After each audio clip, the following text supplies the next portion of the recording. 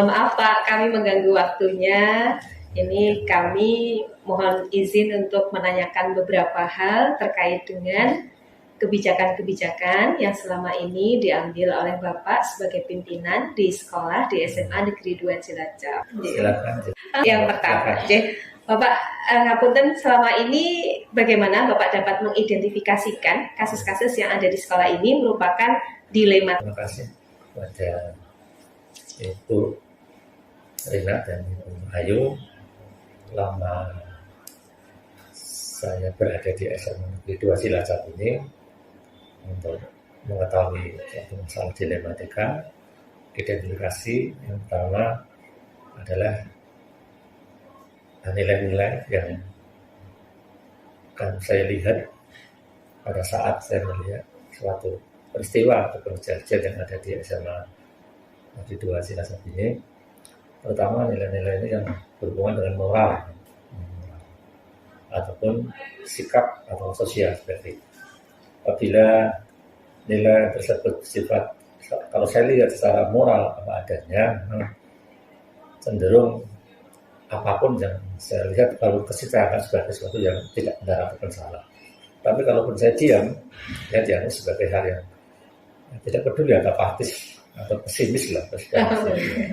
Nah, karena itu nilai-nilai moral ini yang perlu kita perhatikan. Dan berikutnya juga siapa yang terlibat di situ dalam bentuk individu ataupun kelompok, guru ataupun karyawan, bahkan siswa. Itu bahkan pihak luar, termasuk orang tua atau stakeholder yang masuk di dalam lingkaran SMA Negeri 2 Cilacap ini. Berikutnya juga fakta-fakta yang terjadi ataupun benar nggak fakta tersebut itu. Karena itu untuk mengidentifikasi atau mencari itu fakta ini itu hanya sebuah hoax ataupun tidak. Pertanyaan yang kedua nih Pak, selama ini bagaimana Bapak dalam menjalankan pengambilan keputusan terutama pada hal-hal yang atau kasus-kasus yang berkaitan dengan dilema etika? Hal-hal yang agak sulit itu ya.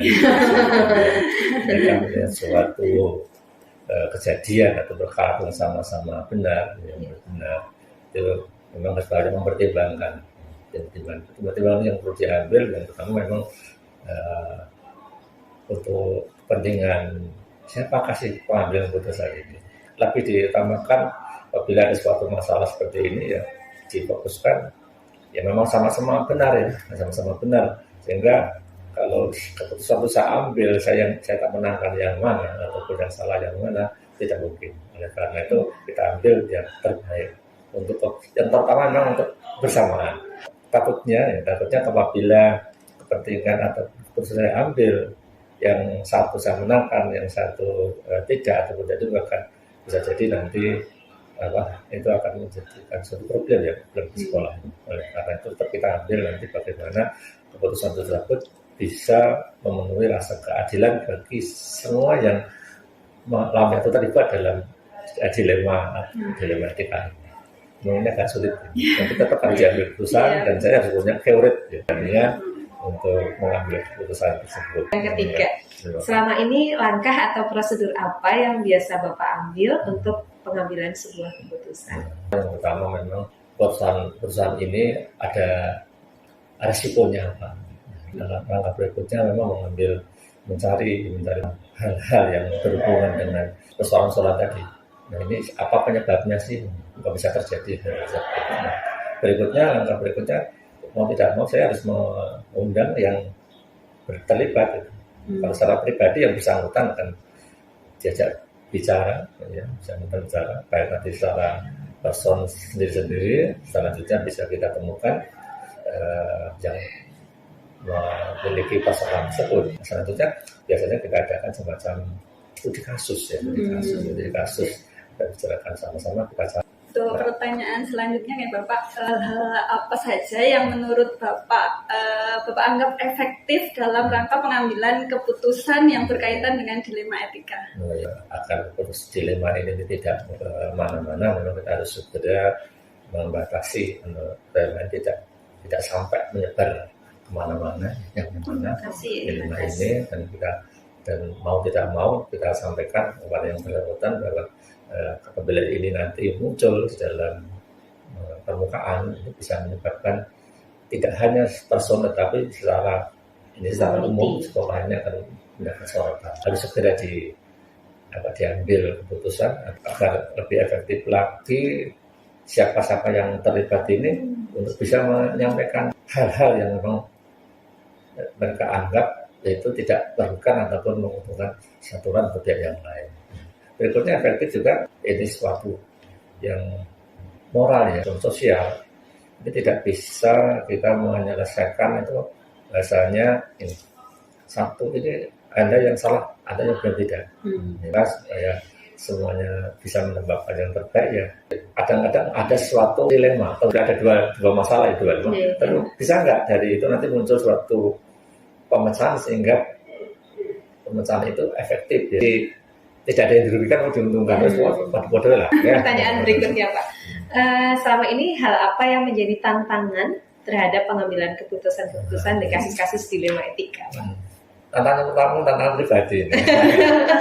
Ketika saya mengambil keputusan, kalau tidak keberanian, keputusan yang saya ambil ini nanti membuat seseorang ataupun individu itu menjadi tidak bersemangat ya, atau merasa dipersalahkan. Yang berikutnya juga apabila ini bentuknya kelompok, jadi suatu organisasi atau sekolah itu berjalannya tidak normal. Ya. Jadi suatu gap. Mau tidak mau nanti tantangan yang sangat berat ini. Tidak mudah kalau kita melihat ya latar belakang yang ada di sekolah itu rata-rata mereka berpendidikan tinggi ya, memiliki ego yang tinggi-tinggi semuanya lah. Bahkan kadang-kadang memunculkan apa itu namanya stigma tantangan. Lalu berikutnya memang kalau saya mau mengambil keputusan untuk menyangkut moral ataupun sosial, kalau sampai terjadi nanti pribadi dan keluarga, inilah yang dibagikan. Takut nanti muncul di keluarganya menjadi tidak bersemangat dalam beraktivitas ataupun bekerja.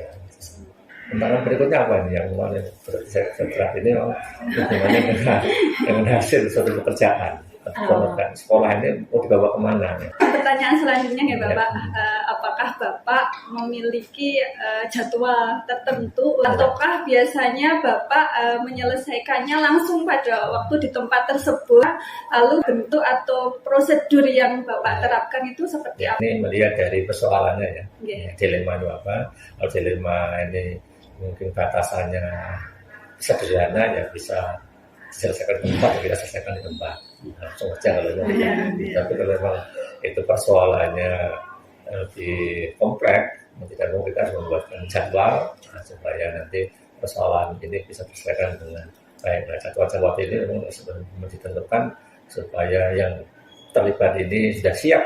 Prosedur kalau itu hanya sederhana ya kita hanya diskusi secara face to face terbuka bareng-bareng. Tapi kalau itu agak kompleks ya kita harus mencari tadi, bisa sampaikan di depan tadi, mencari fakta-fakta yang terjadi, ya. Jadi menyangkut nilai-nilai apa saja, nilai-nilai saja yang terlibat dalam persoalan tersebut, melibatkan siapa saja, lihat kita identifikasi, berikutnya kita undang yang bersangkutan atau yang terlibat dalam persoalan tersebut, terus kita adakan semacam diskusi ataupun studi kasus untuk memecahkan peristiwa ataupun persoalan-persoalan dilema ketika ini. Setelah kita diskusikan bersama, kita akan mengambil keputusan. Berikutnya ya Pak, selama ini adakah seseorang atau faktor apa yang membantu Bapak dalam pengambilan keputusan? Jelas ada. Kalau mengambil keputusan memang suka berdiskusi ya. Pihak tentu ada seorang sehingga saya tidak serta-merta menentukan ini.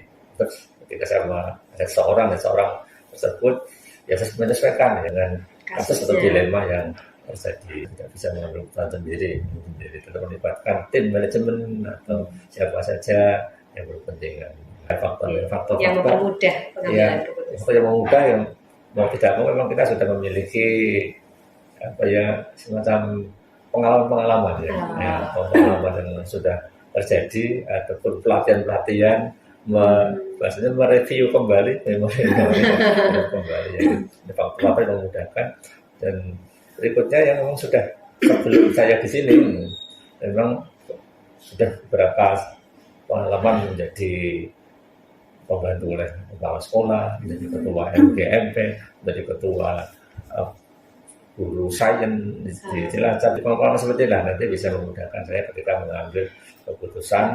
Pertanyaan yang terakhir ya, berdasarkan apa yang tadi sudah Bapak sampaikan, pengalaman apa yang dapat kita petik atau pembelajaran apa yang dapat kita petik? Banyak nih pelajaran yang kita ambil ketika terjadi peristiwa ataupun persoalan dilema matematika ini. Untuk mengambil keputusan kita tidak serta-merta bahwa Anda yang saya sukai ini ada yang paling benar dan yang benar tidak.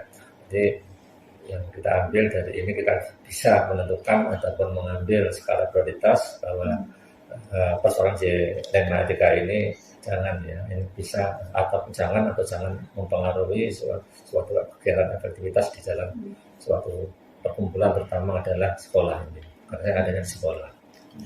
Berikutnya yang saya ambil, saya bisa belajar ya, belajar atas apa yang terjadi selama ini, bahwa setiap orang atau pribadi itu memiliki perbedaan yang tidak bisa disamakan. Kita harus tetap mengarahkan, dan juga selanjutnya ya ambil untuk memecahkan suatu masalah itu selain saya harus punya keberanian dan secara pribadi punya courage, itu juga harus bisa mempertimbangkan masukan-masukan ataupun pengalaman-pengalaman yang saya alami ataupun masukan dari pihak lain yang mana masukan kami menjadi bahan pertimbangan untuk menyelesaikan suatu persoalan. Saya berada di sekolah di SMA, tidak melihat keterlibatannya berhubungan dengan guru, karyawan, siswa dan sebagainya.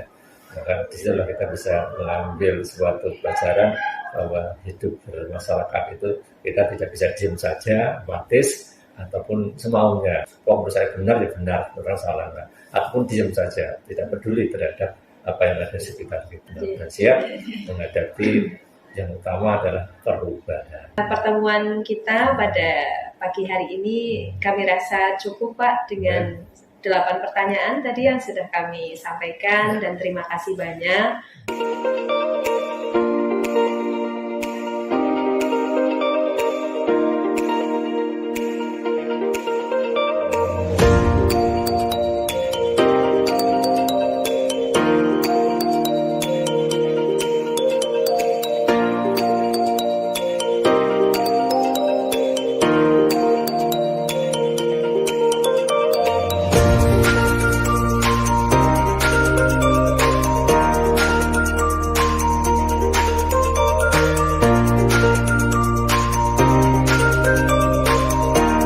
Assalamualaikum Ibu.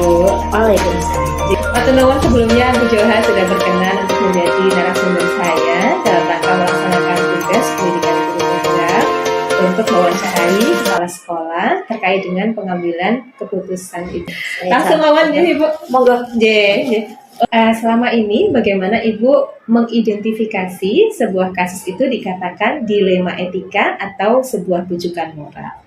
Kita identifikasikan, melihat apakah masalah tersebut itu termasuk punya dasar yang harus dilaksanakan, atau misalkan masalah itu tidak punya dasar. Terus yang kedua Ibu, selama ini bagaimana Ibu menjalankan keputusan-keputusan di sekolah Ibu, terutama untuk kasus-kasus di mana ada kedua kepentingan yang sama-sama benar atau sama-sama mempunyai nilai kebajikan? Kita prioritaskan untuk yang sesuai dengan ada dasarnya dulu.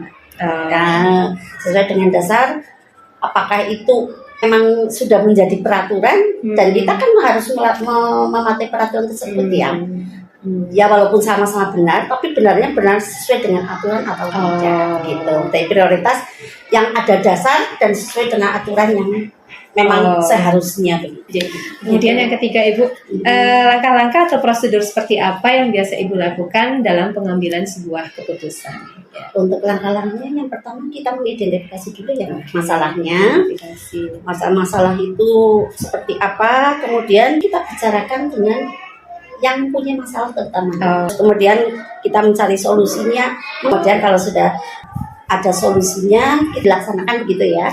Kita merefleksi apakah untuk solusinya itu bisa dikerjakan atau tidak. Dan yang keempat, Ibu, selama ini apa saja yang Ibu anggap merupakan hal efektif dalam pengambilan keputusan dilema etika? Kita membicarakan dengan yang bermasalah itu dengan hati ke hati, Mbak.